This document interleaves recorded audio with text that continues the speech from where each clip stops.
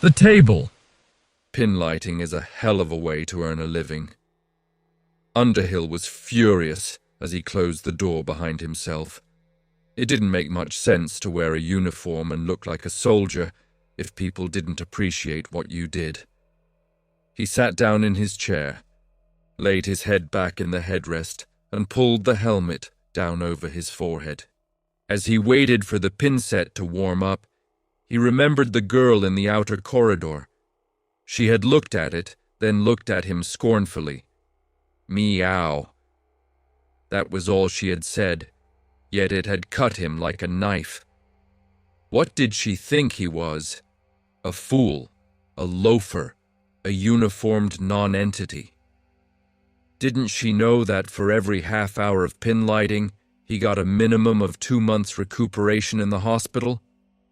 By now the set was warm. He felt the squares of space around him, sensed himself at the middle of an immense grid, a cubic grid, full of nothing. Out in that nothingness, he could sense the hollow, aching horror of space itself, and could feel the terrible anxiety which his mind encountered whenever it met the faintest trace of inert dust. As he relaxed, the comforting solidity of the sun, the clockwork of the familiar planets, and the moon rang in on him. Our own solar system was as charming and as simple as an ancient cuckoo clock filled with familiar ticking and with reassuring noises. The odd little moons of Mars swung around their planet like frantic mice, yet their regularity was itself an assurance that all was well. Far above the plane of the ecliptic, he could feel 1/2 ton of dust more or less drifting outside the lanes of human travel. Here there was nothing to fight, nothing to challenge the mind, to tear the living soul out of a body with its roots dripping in effluvium as tangible as blood. Nothing ever moved in on the solar system. He could wear the pin set forever and be nothing more than a sort of telepathic astronomer, a man who could feel the hot, warm protection of the sun throbbing and burning against his living mind. Woodley came in.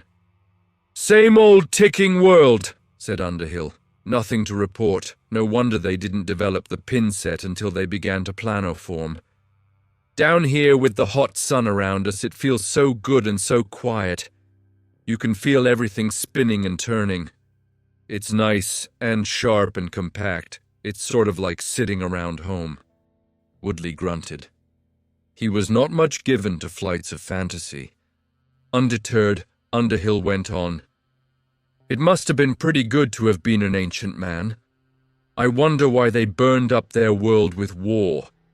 They didn't have to planoform. They didn't have to go out to earn their livings among the stars. They didn't have to dodge the rats or play the game. They couldn't have invented pinlighting because they didn't have any need of it, did they, Woodley?" Woodley grunted. "Uh-huh." Woodley was 26 years old and due to retire in 1 more year. He already had a farm picked out. He had gotten through 10 years of hard work pinlighting with the best of them. He had kept his sanity by not thinking very much about his job, meeting the strains of the task whenever he had to meet them, and thinking nothing more about his duties until the next emergency arose. Woodley never made a point of getting popular among the partners. None of the partners liked him very much. Some of them even resented him. He was suspected of thinking ugly thoughts of the partners on occasion, but since none of the partners ever thought a complaint in articulate form, the other pinlighters and the chiefs of the instrumentality left him alone. Underhill was still full of the wonder of their job. Happily he babbled on, "What does happen to us when we planoform? Do you think it's sort of like dying? Did you ever see anybody who had his soul pulled out?" "Pulling souls is just a way of talking about it," said Woodley. "After all these years, nobody knows whether we have souls or not. But I saw one once. I saw what Dogwood looked like when he came apart. There was something funny. It looked wet and sort of sticky, as if it were bleeding and it went out of him. And you know what they did to Dogwood? They took him away, up in that part of the hospital where you and I never go. Way up at the top part where the others are. Where the others always have to go if they are alive after the rats of the up and out have gotten them. Woodley sat down and lit an ancient pipe. He was burning something called tobacco in it. It was a dirty sort of habit, but it made him look very dashing and adventurous. Look here, youngster.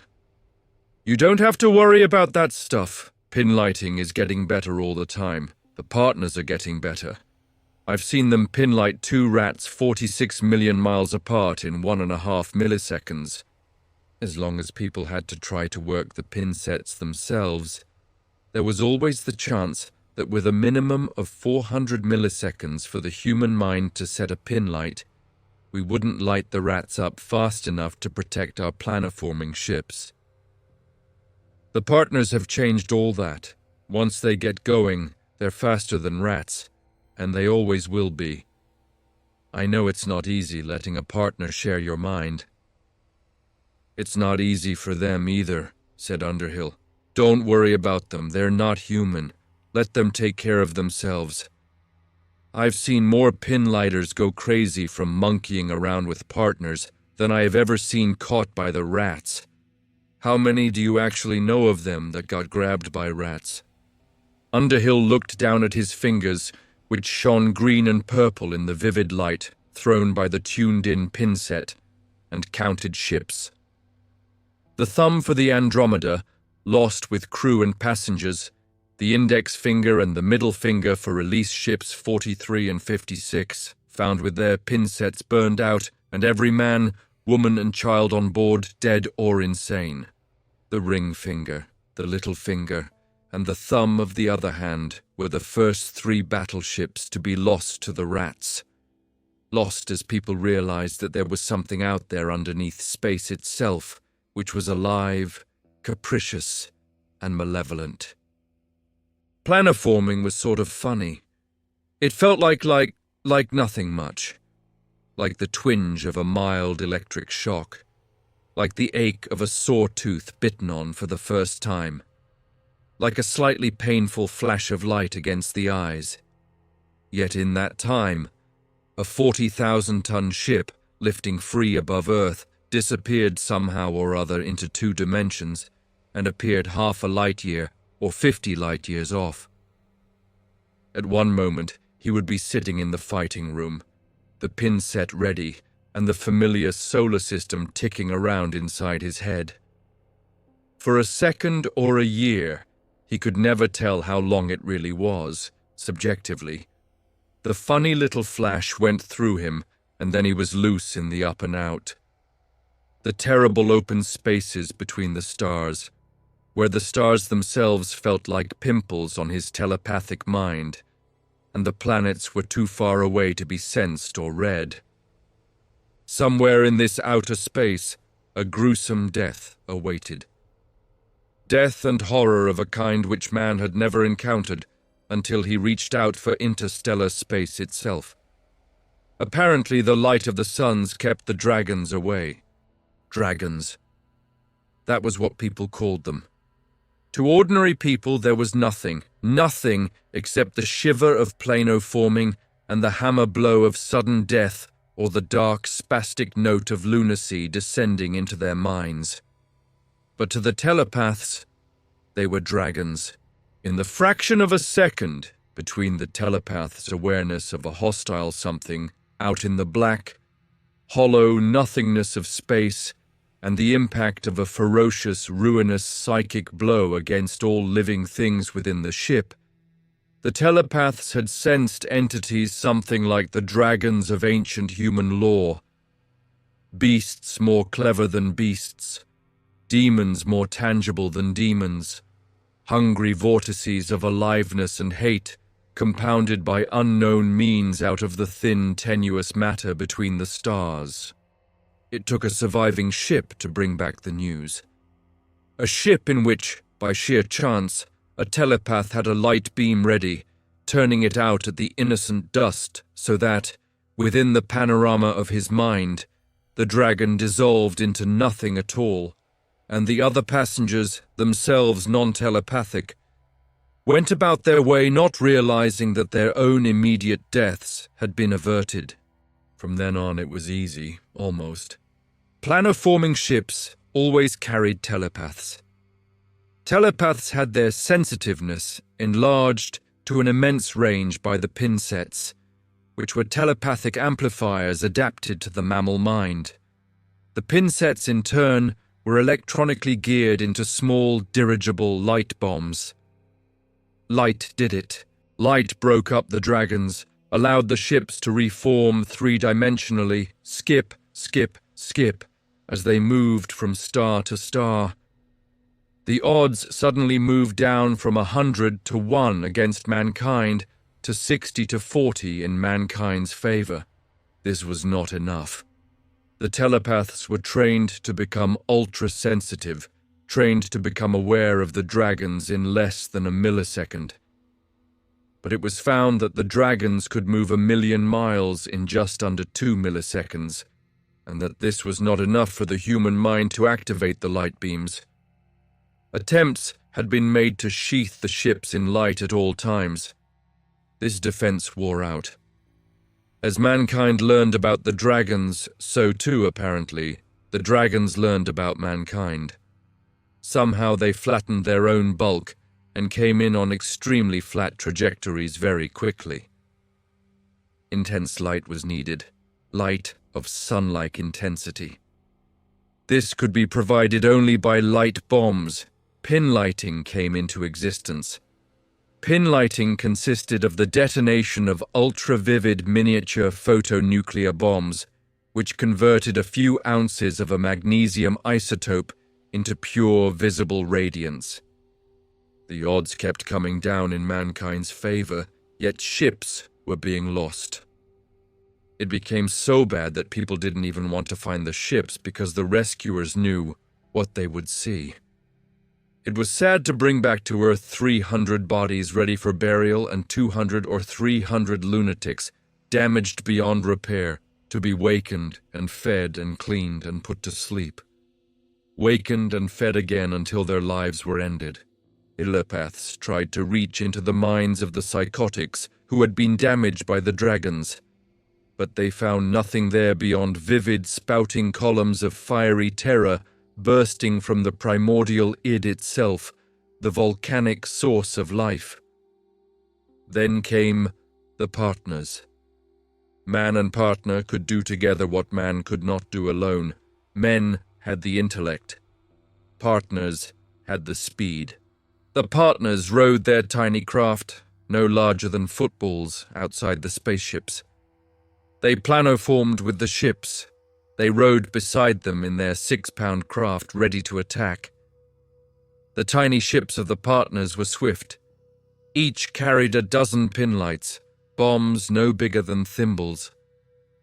The pinlighters threw the partners, quite literally threw, by means of mind-to-firing relays direct at the dragons.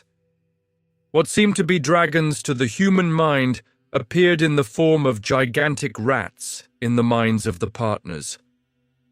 Out in the pitiless nothingness of space, the partners' minds responded to an instinct as old as life. The partners attacked, striking with a speed faster than man's, going from attack to attack until the rats or themselves were destroyed. Almost all the time, it was the partners who won. With the safety of the interstellar skip, skip, skip of the ships, commerce increased immensely. The population of all the colonies went up, and the demand for trained partners increased. Underhill and Woodley were a part of the third generation of Pinlighters, and yet, to them, it seemed as though their craft had endured forever, gearing space into minds by means of the pin set, adding the partners to those minds, keying up the mind for the tension of a fight on which all depended. This was more than human synapses could stand for long. Underhill needed his 2 months' rest after half an hour of fighting. Woodley needed his retirement after 10 years of service. They were young, they were good, but they had limitations. So much depended on the choice of partners, so much on the sheer luck of who drew whom.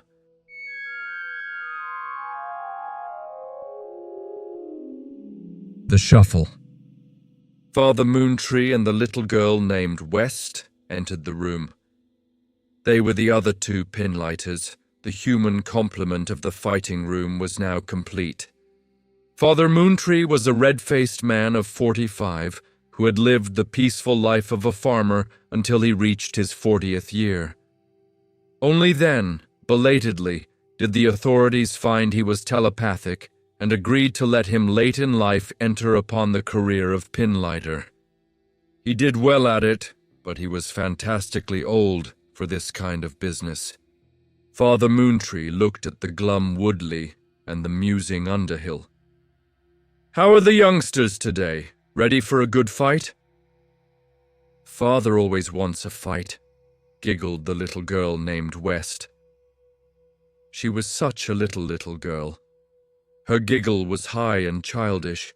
She looked like the last person in the world one would expect to find in the rough, sharp dueling of pinlighting. Underhill had been amused one time when he found one of the most sluggish of the partners coming away happy from contact with the mind of the girl named West. Usually the partners didn't care much about the human minds with which they were paired for the journey. The partners seemed to take the attitude that human minds were complex and fouled up beyond belief anyhow. No partner ever questioned the superiority of the human mind, though very few of the partners were much impressed by that superiority. The partners liked people. They were willing to fight with them. They were even willing to die for them. But when a partner liked an individual the way, for example, that Captain Wow or the Lady May liked Underhill, the liking had nothing to do with intellect. It was a matter of temperament, of feel. Underhill knew perfectly well that Captain Wow regarded his, Underhill's, brains as silly. What Captain Wow liked was Underhill's friendly emotional structure, the cheerfulness and glint of wicked amusement that shot through Underhill's unconscious thought patterns, and the gaiety with which Underhill faced danger. The words, the history books, the ideas, the science. Underhill could sense all that in his own mind, reflected back from Captain Wow's mind, as so much rubbish. Miss West looked at Underhill. "I bet you've put stickum on the stones." "I did not." Underhill felt his ears grow red with embarrassment. During his novitiate, he had tried to cheat in the lottery because he got particularly fond of a special partner, a lovely young mother named Myrrh. It was so much easier to operate with Myrrh, and she was so affectionate toward him that he forgot pinlighting was hard work and that he was not instructed to have a good time with his partner. They were both designed and prepared to go into deadly battle together. One cheating had been enough. They had found him out, and he had been laughed at for years. Father Moontree picked up the imitation leather cup and shook the stone dice which assigned them their partners for the trip. By senior rights, he took first draw. He grimaced. He had drawn a greedy old character, a tough old male whose mind was full of slobbering thoughts of food, veritable oceans full of half-spoiled fish. Father Moontree had once said that he burped cod liver oil for weeks after drawing that particular glutton, so strongly had the telepathic image of fish impressed itself upon his mind. Yet the glutton was a glutton for danger as well as for fish. He had killed 63 dragons, more than any other partner in the service, and was quite literally worth his weight in gold. The little girl West came next. She drew Captain Wow. When she saw who it was, she smiled. "I like him," she said. He's such fun to fight with. He feels so nice and cuddly in my mind." "Cuddly, hell," said Woodley. "I've been in his mind too. It's the most leering mind in this ship, bar none." "Nasty man," said the little girl. She said it declaratively, without reproach. Underhill, looking at her, shivered. He didn't see how she could take Captain Wow so calmly. Captain Wow's mind did leer. When Captain Wow got excited in the middle of a battle, confused images of dragons, deadly rats, luscious beds, the smell of fish, and the shock of space all scrambled together in his mind as he and Captain Wow, their consciousnesses linked together through the pin set, became a fantastic composite of human being and Persian cat.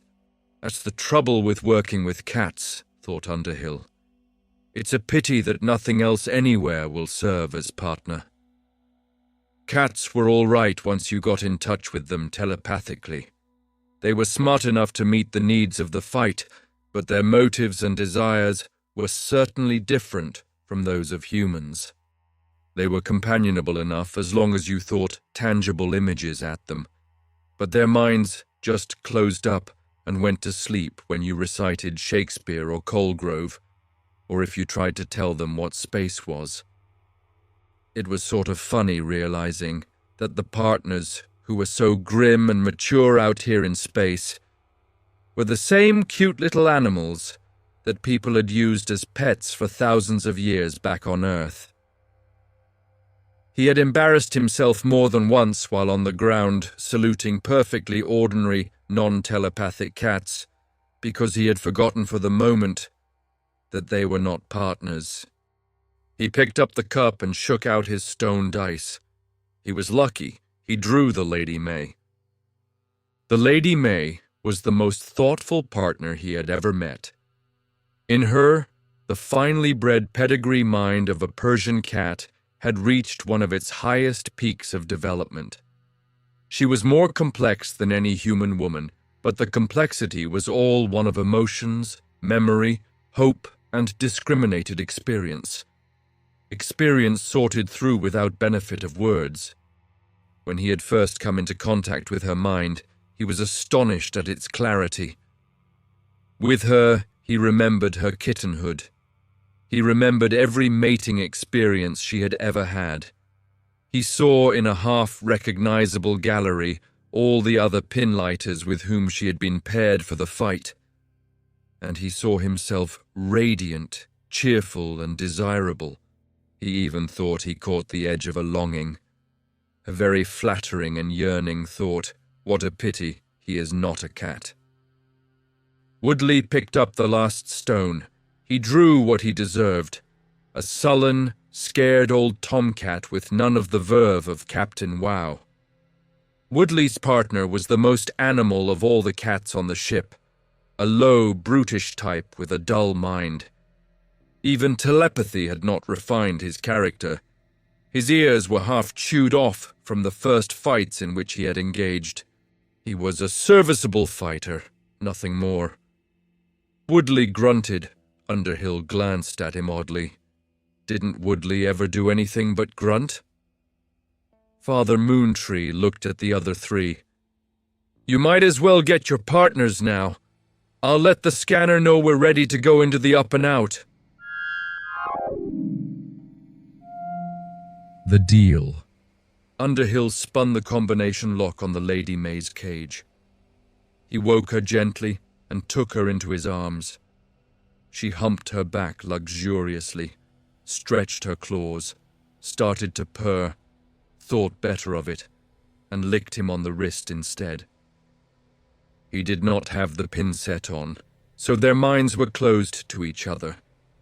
But in the angle of her mustache and in the movement of her ears, he caught some sense of gratification she experienced in finding him as her partner. He talked to her in human speech, even though speech meant nothing to a cat when the pin set was not on. It's a damn shame, sending a sweet little thing like you whirling around in the coldness of nothing to hunt for rats that are bigger and deadlier than all of us put together. You didn't ask for this kind of fight, did you? For answer, she licked his hand, purred, tickled his cheek with her long, fluffy tail, turned around and faced him, golden eyes shining. For a moment, they stared at each other, man squatting, cat standing erect on her hind legs, front claws digging into his knee. Human eyes and cat eyes looked across an immensity which no words could meet, but which affection spanned in a single glance. "Time to get in," he said. She walked docilely into her spheroid carrier. She climbed in. He saw to it that her miniature pin set rested firmly and comfortably against the base of her brain. He made sure that her claws were padded so that she could not tear herself in the excitement of battle. Softly he said to her, "Ready?" For answer, she preened her back as much as her harness would permit, and purred softly within the confines of the frame that held her. He slapped down the lid and watched the sealant ooze around the seam. For a few hours, she was welded into her projectile until a workman with a short cutting arc would remove her after she had done her duty. He picked up the entire projectile and slipped it into the ejection tube. He closed the door of the tube, spun the lock, seated himself in his chair, and put his own pin set on. Once again he flung the switch. He sat in a small room, small, warm. The bodies of the other 3 people moving close around him, the tangible lights in the ceiling bright and heavy against his closed eyelids. As the pin set warmed, the room fell away. The other people ceased to be people and became small glowing heaps of fire, embers, dark red fire, with the consciousness of life burning like old red coals in a country fireplace.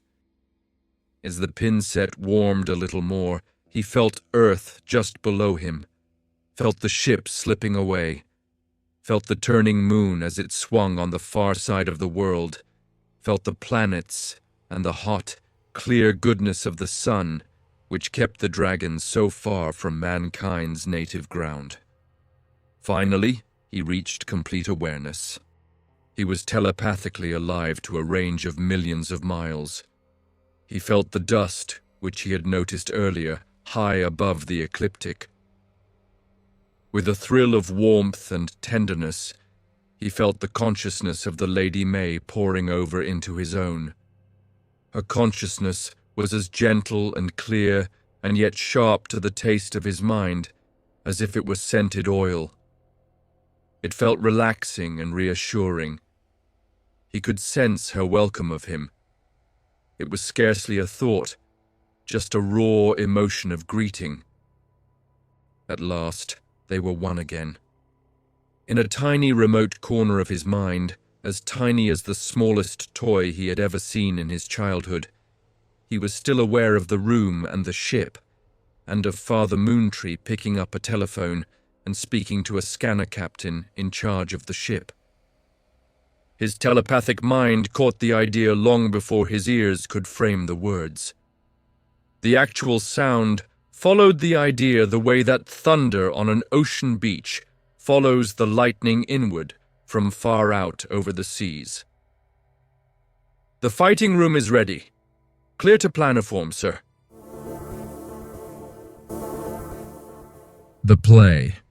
Underhill was always a little exasperated the way that Lady May experienced things before he did. He was braced for the quick vinegar thrill of planoforming, but he caught her report of it before his own nerves could register what happened. Earth had fallen so far away that he groped for several milliseconds before he found the sun in the upper rear right-hand corner of his telepathic mind. That was a good jump, he thought. This way, we'll get there in 4 or 5 skips. A few hundred miles outside the ship, the Lady May thought back at him. Oh, warm, O generous, O gigantic man, O brave, O friendly, O tender and huge partner, O wonderful with you, so good, good, good, warm, warm, now to fight, now to go, good with you. He knew that she was not thinking words, that his mind took the clear, amiable babble of her cat intellect and translated it into images which his own thinking could record and understand. Neither one of them was absorbed in the game of mutual greetings. He reached out far beyond her range of perception to see if there was anything near the ship. It was funny how it was possible to do two things at once. He could scan space with his pin-set mind, and yet at the same time catch a vagrant thought of hers. A lovely, affectionate thought about a son who had had a golden face and a chest covered with soft, incredibly downy white fur. While he was still searching, he caught the warning from her. "We jump again!" And so they had. The ship had moved to a second planar form. The stars were different. The sun was immeasurably far behind. Even the nearest stars were barely in contact. This was good dragon country, this open, nasty, hollow kind of space. He reached farther, faster, sensing and looking for danger, ready to fling the Lady May at danger wherever he found it. Terror blazed up in his mind, so sharp, so clear, that it came through as a physical wrench. The little girl named West had found something immense, long, black, sharp, greedy, horrific. She flung Captain Wow at it. Underhill tried to keep his own mind clear. "Watch out!" he shouted telepathically at the others, trying to move the Lady May around. At one corner of the battle, he felt the lustful rage of Captain Wow as the big Persian tomcat detonated lights while he approached the streak of dust which threatened the ship and the people within. The lights scored near misses.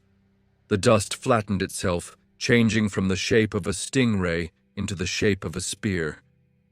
Not 3 milliseconds had elapsed. Father Moontree was talking human words and was saying in a voice that moved like cold molasses out of a heavy jar, "Captain."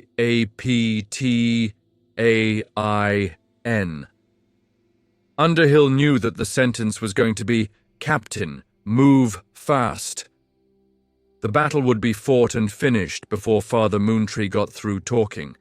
Now, fractions of a millisecond later, the Lady May was directly in line.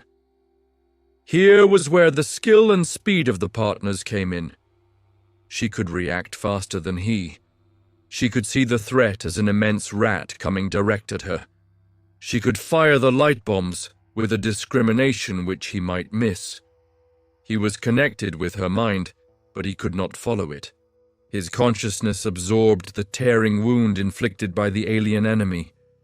It was like no wound on Earth, raw, crazy pain which started like a burn at his navel. He began to writhe in his chair. Actually, he had not yet had time to move a muscle when the Lady May struck back at their enemy. 5 evenly spaced photonuclear bombs blazed out across 100,000 miles. The pain in his mind and body vanished. He felt a moment of fierce, terrible, feral elation running through the mind of the Lady May as she finished her kill. It was always disappointing to the cats to find out that their enemies, whom they sensed as gigantic space rats, disappeared at the moment of destruction.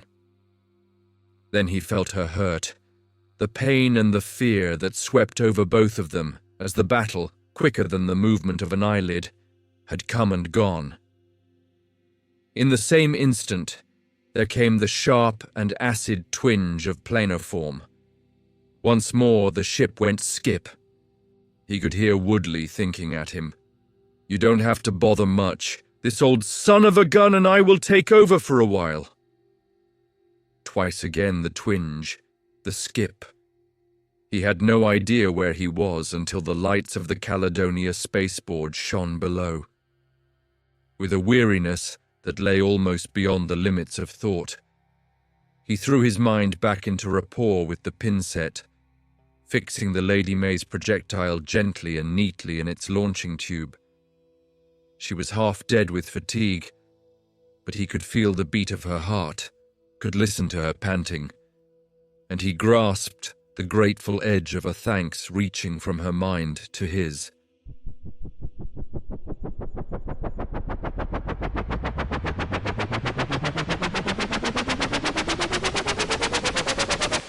The score.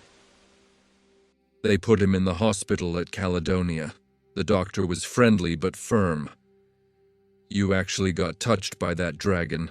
That's as close a shave as I've ever seen. It's all so quick that it'll be a long time before we know what happened scientifically, but I suppose you'd be ready for the insane asylum now if the contact had lasted several tenths of a millisecond longer. What kind of cat did you have out in front of you? Underhill felt the words coming out of him slowly. Words were such a lot of trouble compared with the speed and the joy of thinking, fast and sharp and clear, mind to mind. But words were all that could reach ordinary people like this doctor. His mouth moved heavily as he articulated words. Don't call our partners cats. The right thing to call them is partners. They fight for us in a team. You ought to know we call them partners, not cats. How is mine? I don't know, said the doctor contritely. We'll find out for you. Meanwhile, old man, you take it easy. There's nothing but rest that can help you.